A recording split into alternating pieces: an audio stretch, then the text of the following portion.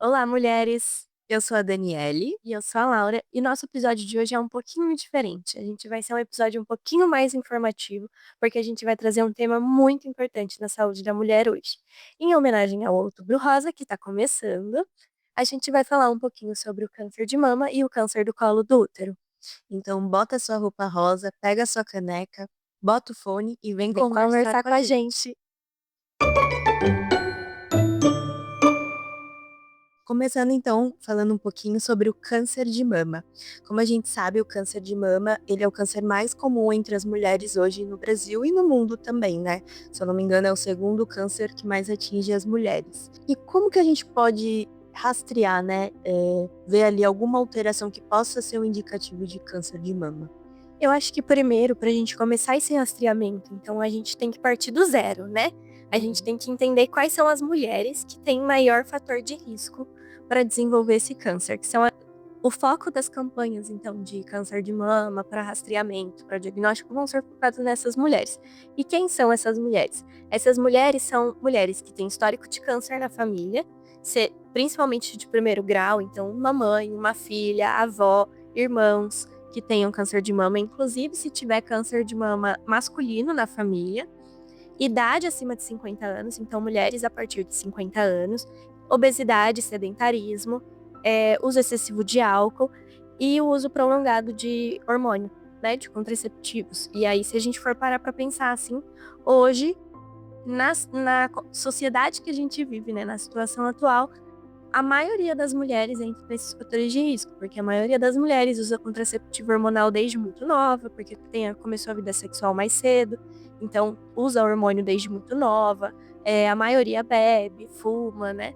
Então, assim, a gente precisa prestar atenção nas mulheres hoje, e é um tema muito importante por isso, né? Porque não é à toa que é o câncer que mais acomete mulheres no Brasil e no mundo, né? Um dos cânceres que mais acomete. Sim, e a gente tem que ficar atentas também, né, em alguns sinais de alerta, referente aos sintomas que podem aparecer. Então, notou ali algum caroço diferente na mama ou na região da axila, notou que a pele ali na região da mama tá diferente, tá parecendo que tá com uma feridinha ou com aspecto de casca de laranja que a gente fala, alteração na pele, no mamilo também, tá saindo alguma secreção diferente que nunca aconteceu antes. A mulher, principalmente que tá fora ali do período de amamentação ou da gestação, saiu ali alguma coisa diferente, procura um médico, né, uma enfermeira para avaliar para você.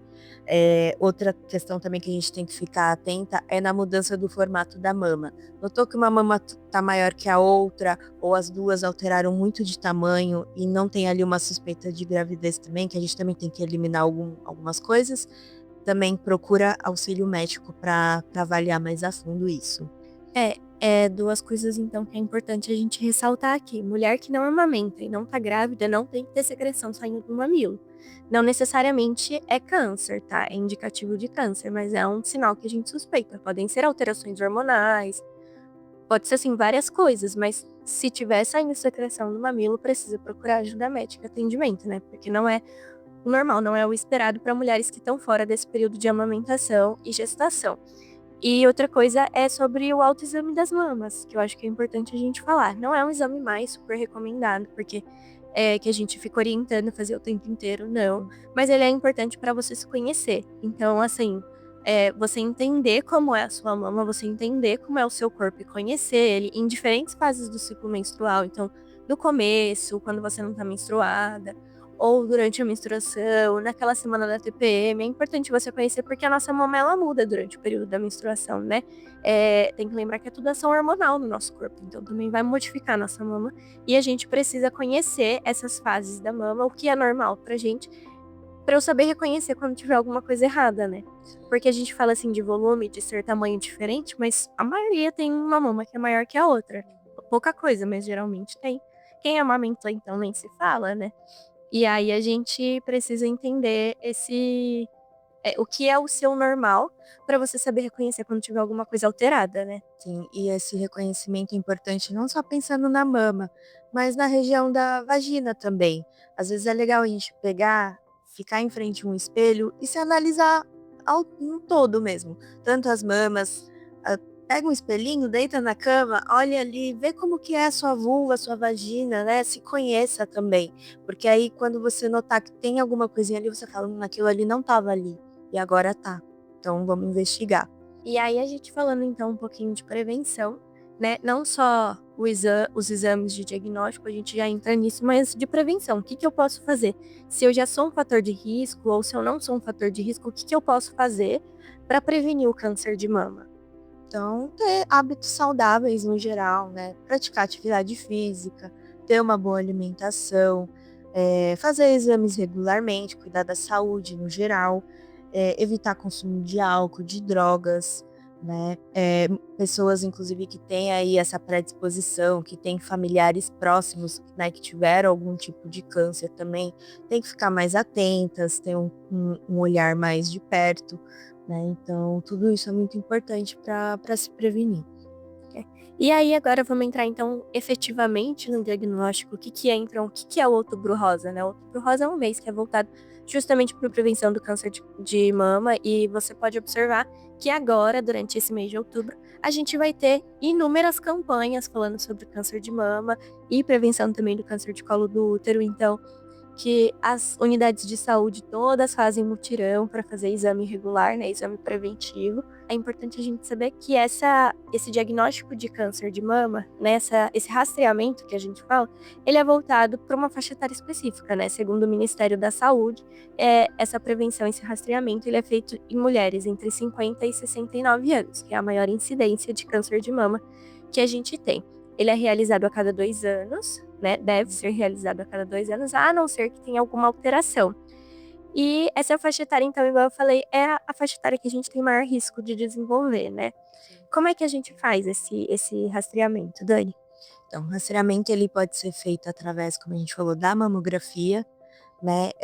Pode ser feito também por ultrassom das mamas, principalmente nas mulheres mais jovens, né, que ainda não realizam a mamografia, então às vezes pode ver ali alguma alteração pelo ultrassom de mamas, ou o médico também pode solicitar uma ressonância das mamas para avaliar.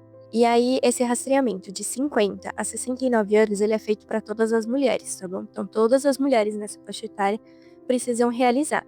Se eu não tenho 50 anos ainda, não quer dizer que você não pode fazer, você pode, tá? A mamografia, ela tem uma especificidade um pouquinho menor para mulheres mais jovens por conta da densidade da mama, mas a gente pode fazer outros exames, então o ultrassom ou uma ressonância de mamas, e aí vai depender da conduta médica. É importante saber assim, essa mulher que eu vou fazer um ultrassom de mamas nela, ela tem alguma predisposição? Ela tem um fator de risco? Ela não tem? Ela tem algum sintoma? Então ela chegou pra mim falando que ela notou um nódulo na mama dela, ela notou uma bolinha dura ali? Se sim, provavelmente vai investigar para ver e descartar qualquer coisa, né? O importante é fazer esse rastreamento. E algumas mulheres têm um risco muito elevado, então assim, já tem um fator de risco, mas tem um fator de risco plus, assim, que a gente fala, né? E aí, o acompanhamento dessas mulheres, então, precisa ser mais individualizado. Independente da idade, a gente precisa estar acompanhando sempre de perto. Talvez esses indicadores de risco também, ela, ao invés de começar com 50, pode ser que ela tenha que começar aos 40, por exemplo, ou fazer esse check-up anualmente, né? Inclusive, tem alguns locais que indicam que se inicie antes, né? Aí varia, às vezes, de hospital para hospital, enfim, de instituição, né? Uma pausa aqui rapidinho. Depois da gravação desse episódio, o Ministério da Saúde lançou uma nova diretriz sobre o rastreamento do câncer de mama no Brasil. Desde 2015, era obrigatório a cada 2 anos realizar mamografia para mulheres entre 50 e 69 anos. Nessa nova diretriz, mulheres entre 40 e 49 anos possuem acesso garantido, sem necessidade de fazer o rastreamento obrigatório a cada 2 anos. Mulheres entre 50 e 74 anos passa a ser obrigatória a mamografia a cada 2 anos para rastreamento do câncer, e mulheres acima de 75 anos é opcional manter o rastreamento, depois de decisão individualizada, de acordo com comorbidades, expectativas de vida e fator de risco. E aí, quais são os plus que a gente precisa prestar atenção? Se eu tenho histórico de mama na família com parentes de primeiro grau, então, igual eu já falei no começo do vídeo, mãe, irmã, filha que tem câncer de mama, antes dos 50 anos, parente de primeiro grau que tenha câncer de mama bilateral ou câncer de ovário em qualquer idade, tá? Histórico familiar de câncer masculino, então sim, homem também pode ter câncer de mama, também precisa ficar atento aí, né, nas alterações. se essa mulher já tem um diagnóstico de mutação genética, a gente tem 2 genes lá que podem ser rastreadas e só são rastreadas em mulheres que têm histórico de câncer na família, que são fatores de risco mesmo, né, que são o risco plus. Então existem 2 genes que são marcadores, né, que a gente fala para desenvolver o câncer de mama. E se essa mulher já fez radioterapia na região do tórax antes dos 30 anos de idade. Para essas mulheres, elas vão começar mais cedo. Então, de acordo com o protocolo, elas começam geralmente com 35 anos ou 10 anos antes do primeiro caso de câncer na família. Então, por exemplo, a minha mãe teve câncer de mama com 40 anos. Eu vou começar o rastreamento com 30. A minha mãe teve câncer, minha avó teve câncer de mama descobriu o câncer de mama com 30 anos. Eu vou começar a rastrear com 20. E aí eu vou precisar fazer exames regulares para entender e prestar atenção, né? Eu acho que é mais ou menos por aí. Então, se você tá dentro dessa faixa etária, aproveita agora, principalmente no Outubro Rosa, e vai fazer a sua mamografia, né? Então, notou coisas diferentes, procure auxílio médico, né? Se previna, que isso é muito importante. E antes da gente finalizar o câncer de mama aqui, esse tópico do nosso podcast, vamos trazer uns mitos aí sobre o câncer de mama? Vamos esclarecer, desmistificar algumas coisas? Jogar esses palpites no lixo? Então, vamos lá.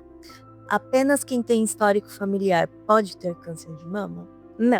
Igual a gente falou, existem inúmeros fatores de risco, né? Que a gente precisa prestar atenção, não só histórico da família, e também a maioria dos casos de câncer não tem relação com hereditariedade. Próximo. Encontrar um nódulo na mama é sempre sinal de câncer? Mito, né? Então, igual a gente já falou também, muitas mulheres, principalmente mulheres mais jovens, encontram sim nódulos na mama. Às vezes pode ser um nódulo benigno, então, que não é um câncer de mama, é só um nódulo, enfim. Às vezes é só uma glândula, então tudo precisa ser avaliado. Se você percebeu alguma alteração, percebeu uma região endurecida, procura um médico, ele vai te pedir um ultrassom, vai te pedir uma avaliação para investigar, mas nem sempre nem sempre significa que é um câncer, né, ter um nódulo. O exame, acho que bate o martelo, é a biópsia. Então, fiz lá, notei um nódulo, fiz a mamografia, fiz um ultrassom, tem mesmo um nódulo, eles vão pedir uma biópsia, né, vai tirar um pedacinho lá desse nódulo para ver se ele é cancerígeno ou não. E o próximo é: desodorante antitranspirante pode causar câncer de mama? Mito, né? Não há nenhuma evidência científica que comprove que desodorante pode causar câncer.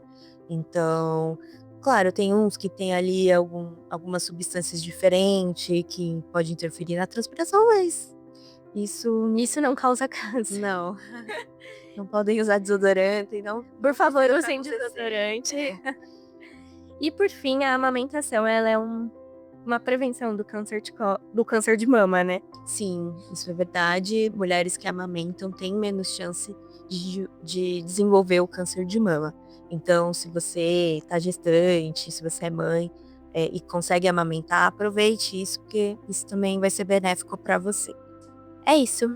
Eu acho que do câncer de mama é isso. Se vocês ficaram com alguma dúvida, se vocês querem perguntar alguma coisa, os comentários são abertos. Vocês podem também encaminhar pra gente nas nossas redes sociais, lá pelo Instagram, né? Enfim. E é isso. E a gente vai entrar agora no outro tópico, que é sobre o câncer de colo de útero, né? E o que seria o câncer de colo de útero?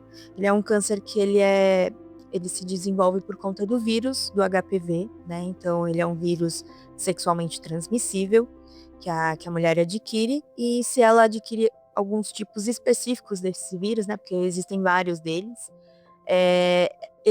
a chance de desenvolver câncer é maior.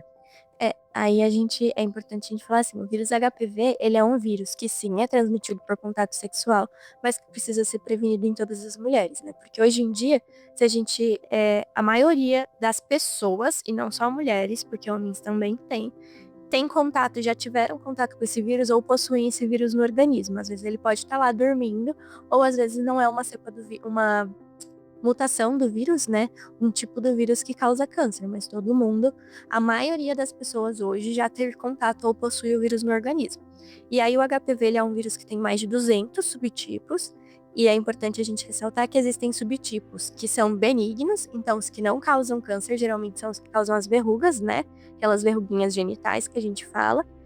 E tem os cânceres que são malignos, ou seja, que ao longo, não quer dizer que eles vão causar câncer, mas que ao longo do tempo pode ser que eles transformem essas células ali do colo do útero e acabe causando um câncer, né? Para vocês terem ideia, o vírus do HPV ele pode ficar adormecido no corpo às vezes por 10, 20 anos sem se manifestar, e aí num belo dia ele resolve aparecer. É igual quem, por exemplo, tem herpes. A imunidade caiu, apareceu ali a feridinha, entendeu? Então também pode acontecer isso com HPV. E quais são os fatores de risco para o câncer de colo do útero? Bom, início da vida sexual muito precocemente, né? Então, se começou a vida sexual muito cedo, é um fator de risco. Múltiplos parceiros também. Quem é tabagista, quem não faz muito exame preventivo com regularidade, também tem maior chance de desenvolver o HPV. E aí a gente precisa prestar atenção, então, como câncer de mama, a gente precisa prestar atenção em alguns sinais, né, de alerta para esse câncer, que é se você tem algum tipo de sangramento fora do período sexual, fora do período menstrual ou após relações sexuais. Lembrando, sangramentos anormais, então fora do período de menstruação, podem ser muitas coisas. Assim, gente, muitas coisas. Desde uma desordem hormonal, mioma, endometriose, muitas coisas. Então, assim, tá sangrando fora do período que não era para sangrar, procura ajuda médica. Nem sempre vai ser um câncer, nem sempre vai ser um câncer, mas precisa investigar. E após relações sexuais também a gente precisa investigar, porque não é para sangrar, tá? Não é normal que sangre, não é normal que doa uma relação sexual. Outra coisa, corrimento com mau cheiro, que também pode ser várias coisas.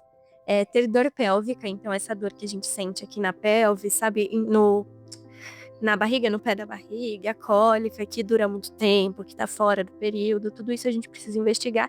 E se aparecerem verrugas na região genital. Por isso, igual a Dani já falou lá no começo, conheçam a sua vulva ali, conheça a sua vagina para você saber o que é normal, o que não é, o que já tava ali e o que não tava, né? Sim, que esse tipo de HPV, ele além de causar as verruguinhas, é ele que faz causar a feridinha lá no útero e que vai, se não é tratada, se não é cauterizada a tempo, ela vai se desenvolvendo e vai aumentando os estágios dela até chegar num câncer, né?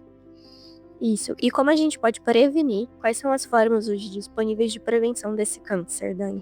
Bom, nós temos hoje a vacina, né, contra o HPV, inclusive tem disponível ela na rede pública também para os jovens de 9 a 14 anos. Então, tanto meninas quanto meninos, então vacinem os seus filhos, já previnam eles desde cedo, né, porque a gente sabe que os jovens estão iniciando cada vez mais cedo a atividade sexual, então é importante que eles estejam prevenidos. Só um adendo aqui, esse ano o SUS está disponibilizando essa vacina até, se eu não me engano, os 19 anos. Posso estar errada da faixa etária, mas se eu não me engano, até os 19 anos, até dezembro, está disponível no SUS. Se você não tomou essa vacina e tem a faixa etária, por favor, procure uma unidade, porque é muito importante. E se você já passou da faixa etária, mas quer tomar também, tem na rede privada, né, de forma paga, então dá também para tomar dessa forma.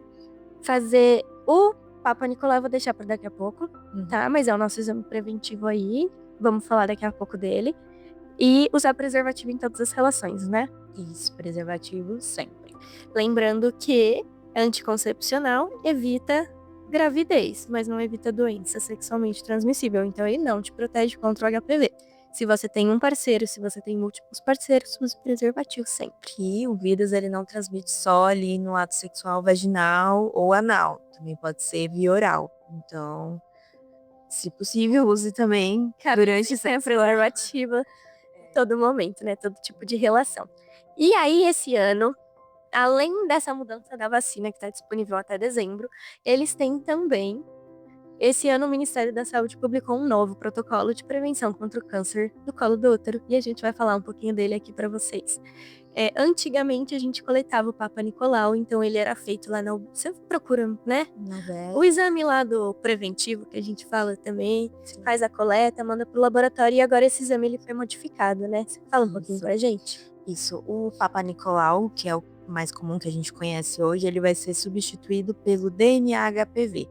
O DNA-HPV, ele é coletado da mesma forma que o Papa Nicolau, então vai pegar ali um pouquinho das células do colo do útero para análise, porém ele vai ser um exame mais completo, né? Ele é mais moderno, então ele detecta ainda mais precocemente a possibilidade de surgimento do HPV na mulher, detecta outras infecções também, e então esse tratamento ele pode ser feito ainda começar antes, né? Hoje em dia, com o Papa Nicolau, a gente repete o exame a cada 3 anos, se a mulher possui 2 resultados seguidos sem nenhuma normalidade. Isso. Com o DNA-HPV, esse prazo vai passar para 5 anos. Então, de 3 para 5 anos, então a mulher vai conseguir fazer ele com uns Com maiores maior. Isso. E vale a gente entender assim, ó.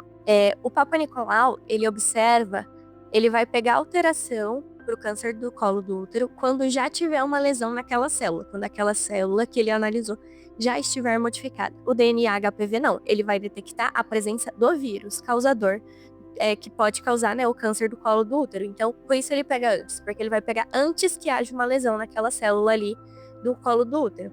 Esse exame ele detecta 14 subtipos que juntos, entre eles o 16 e o 18, que são os tipos mais prováveis de câncer, né, de causar câncer a longo prazo. Mas esses 14 subtipos que ele detecta, eles formam hoje praticamente 90% dos casos de câncer de colo do útero por aí. Então acaba sendo um exame mais sensível, né, mais específico para a gente detectar o câncer, evitando assim intervenções desnecessárias, né, principalmente em mulheres jovens. E a faixa etária para ele, Dani? Bom, a faixa etária do exame, tanto do Papa Nicolau como do DNA-HPV, é a partir dos 25 anos de idade até os 64 anos. Claro que entra naquela questão também igual do câncer de mama. Teve ali alguma alteração, percebeu, por exemplo, saiu uma verruguinha, eu tenho 23 anos. Claro, eu não vou deixar quieto, né, não vou atrás porque não vai realizar. Não, procure ajuda porque aí o exame pode ser feito antes. E aí a parte de conduta também para exames positivos, então, fiz o DNA HPV e deu positivo, e agora o que vai fazer?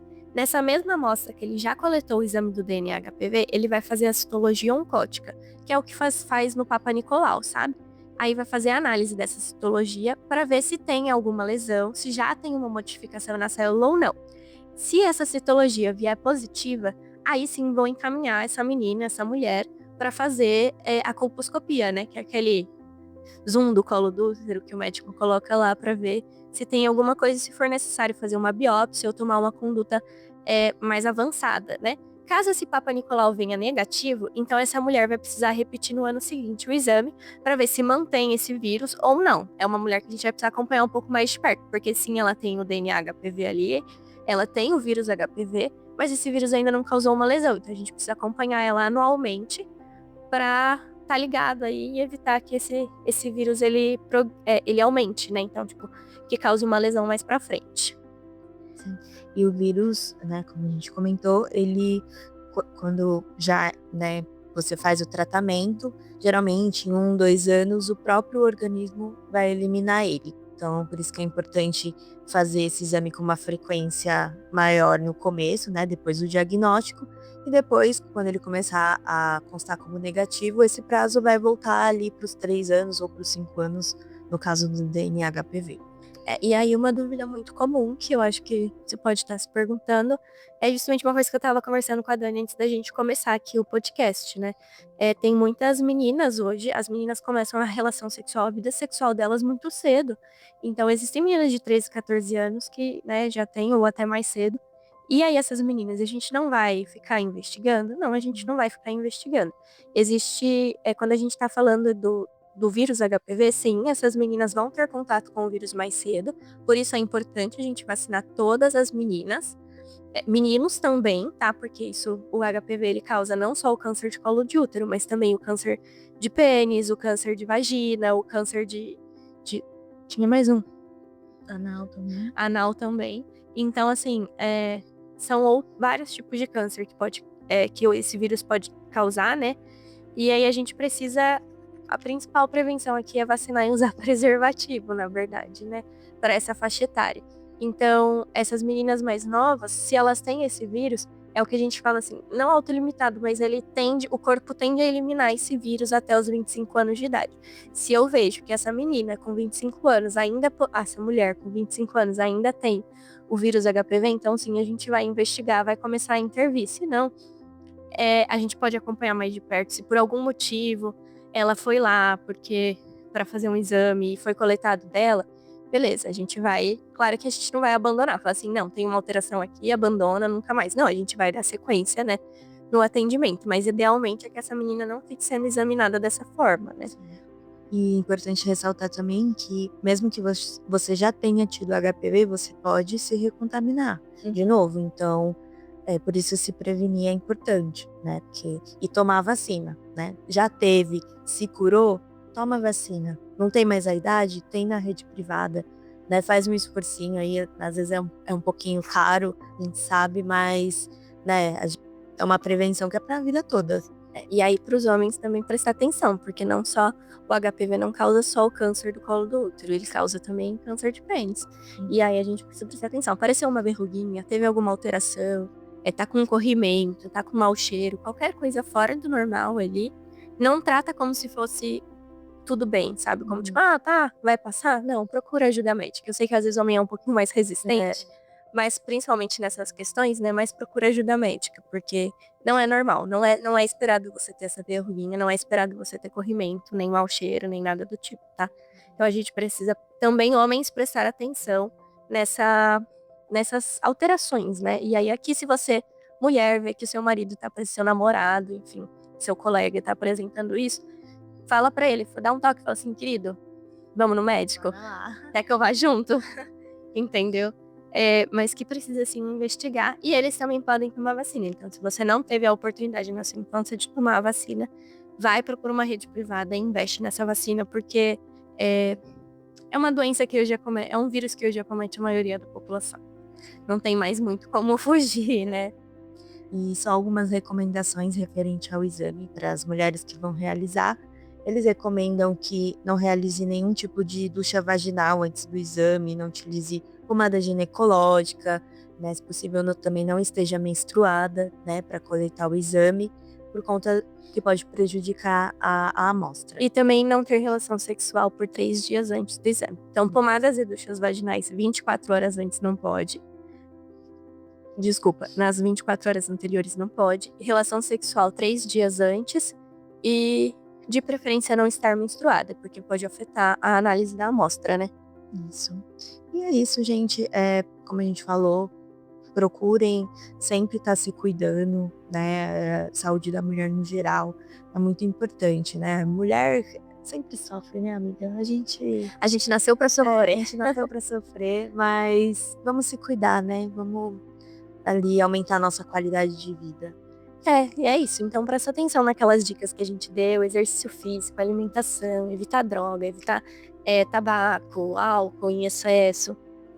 Tudo isso serve para a maioria das doenças hoje em dia, na verdade. A gente praticar exercício físico é, assim, tipo, a maior recomendação dos médicos. Então, pega essas dicas, abraça para você. Não se esquece de fazer os seus exames preventivos. Sim, mudou para 5 anos, mas não quer dizer que você só vai no ginecologista a cada 5 anos. Procure, se não for ginecologista, um outro médico. Faça exames anuais, né?